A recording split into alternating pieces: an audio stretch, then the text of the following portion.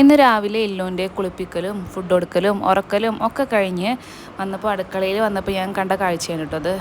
ഉമ്മാനെ സഹായിക്കണ മനുവാണ്, തികച്ചും മാതൃകാപരം ഗൈസ്. പത്തിരി ഉണ്ടാക്കാൻ വേണ്ടിയിട്ട് ഓനാണ് ഉമ്മാനെ ഹെൽപ്പ് ചെയ്യൽ, മാവൊക്കെ കുഴച്ച് കൊടുക്കാനും ഒക്കെ.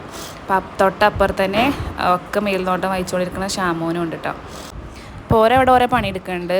പിന്നെ ഞാൻ വേഗം പോയി കുളിച്ച് ഇല്ല ഉണരുമ്പോഴേക്കും എൻ്റെ പരിപാടികളും കഴിച്ച് റാം കെയർ ഓഫ് ആനന്ദി ബുക്കും ജസ്റ്റ് ഒന്ന് വായിച്ച് സ്റ്റാർട്ട് ചെയ്തു കേട്ടോ.